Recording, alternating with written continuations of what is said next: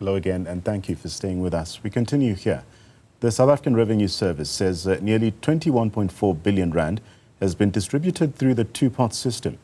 Since the system's launch in early September, more than 1 million applications for fund withdrawals have been received. Let's further reflect on this as we now joined by Redge Nkosi, who's the Director of Firstsource Money. Reg, good to have you on the program this evening. So with over 1 million taxpayers withdrawing from the two-pot system, what do you believe are the main motivations behind these withdrawals? Are they primarily financial distress, or are there other factors at play here? Yeah, thanks for having me again. Yes, I think we should accept that the South African economy is in distress itself as a whole, and that naturally affects the citizens. The country is well indebted, citizens are well indebted, and it cuts across the economy and across various sections of society.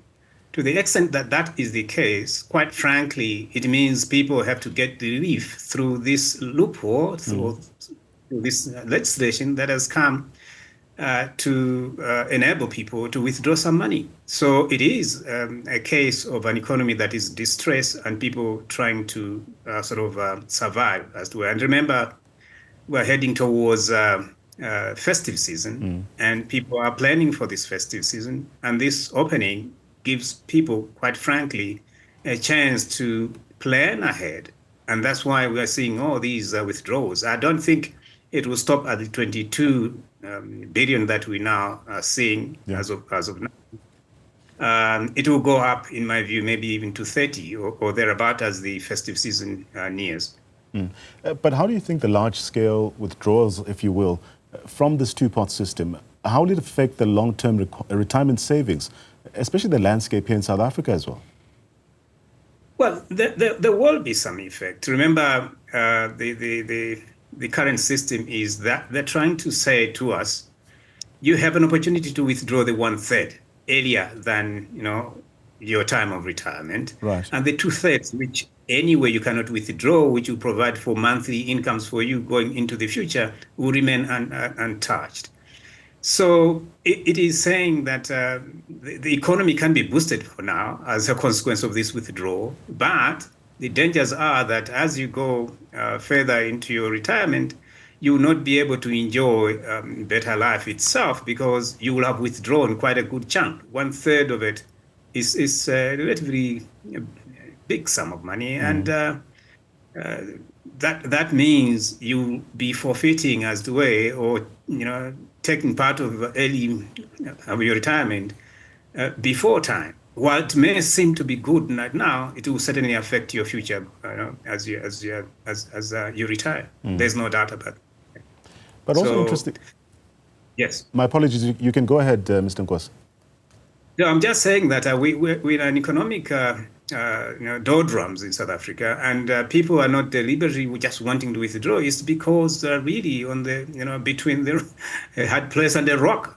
So we have to accept that fact, and the government is aware. And in fact, it would have been a motivation by the government to say, look, given the situation of debt, given an economy that's not growing, let's get a relief in place. And this essentially is a relief, which is a very, very poor relief because it affects your future retirement. But also interesting for me, Mr. Nkosi, SARS has highlighted concerns about taxpayers even understating their incomes. In your view, what are the potential long-term consequences of this type of behavior for both the individuals but also the country's economy? SARS has complained quite a few times, even before this, that there are some people who do not necessarily state their correct incomes. And that's just a reflection of the society's, illness, if you want, where people do not want to declare quite correctly the numbers. By the way, trying to sort of evade taxation, and that means that we have an economy where people are not ready to participate and contribute meaningfully to the development of the economy. And if people begin to hide their incomes, that has a consequence of reducing, if you want, certainty in an economy, and that's not very good for investment. But what steps do you think SARS can or should take to better educate taxpayers about the implications of the two-pot system, but also speaking to the importance of accurate income declaration? Well, at the end of the day, that becomes a fraudulent act, and I think we don't want to see citizens being, criminally charged, and that would affect their families and so on. But SARS has a duty to continually educate the population in regard to this. Yeah. Oh, so in regard to this matter, so SARS, quite frankly, should continue to educate the rest of us as to how we should behave as citizens and contribute to the economy. If it doesn't, then it will be us on its own contributing to the unfortunate circumstances that we see today. Yeah, but based on your insights, what changes or even improvements would you suggest to the current two-pot system to ensure that it remains effective, but also beneficial for all taxpayers? I wonder if SARS or government will be able to do anything that can change circumstances right now. We have already entered into this, and people will continue to withdraw. In my view, there wouldn't be a way in which SARS would do better or even worse. We are already in a situation where citizens are withdrawing, pulling out a lot of money, and but at the same time boosting demand, which is essential for the economy. Maybe at the end of the day, that may as well stimulate the economy and begin to grow. It has that effect, likely to have that effect. But if it is about 20, 25, 30 billion and so on, that's not sufficient to stimulate the economy, not even inflation as well. So I think government here is really stuck.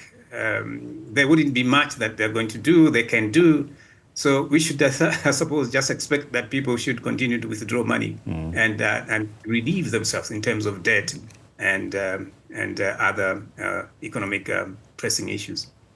But Reg, as somebody who may interact with taxpayers regularly, have you witnessed any specific challenges that they face in navigating this two-pot system or even the tax withdrawal process? Well, we have been able to see or to be told, even to monitor actually, people complaining about the fact that the tax is a bit high. But I don't think government overtaxes them on this withdrawal. Just that people wanted to think or expect the government to be a bit lenient. But I'm afraid that that won't be the case. I mean, everyone has to be taxed accordingly. So we're in this situation, which I'm afraid is not very, very good. But we simply have to accept that this is where we are. And maybe to somehow, with caution to rehash your earlier inputs, but given the current trends that we are seeing, how do you foresee the two-pot system indeed evolving in the next few years? Will we see more engagement or further decline in participation? There may as well be some decline in participation because some people will find it a bit uncomfortable to continue withdrawing and withdrawing and withdrawing. But at the same time, it very much depends on how the economy is going to perform going forward. If South Africa goes, the way it is going, we have a very, very poor economic growth rate here, that is below 1%. We should expect the withdrawals to continue. But the pot system, the two-pot system, is actually three. This three-pot system will continue to be okay for now to serve the community out of the challenges that they face, but in a temporary fashion. I think what we should be looking for and insisting is government should continue to boost the economy from where further savings will be put into this retirement, and people can withdraw their monies properly or stop withdrawing money as a consequence of an economy that's performing. I think that is, to me, the space where government has to play. Otherwise, if the economy fails to perform as it is failing right now, then I'm afraid withdrawals are going to continue, and that doesn't augur well for the economy.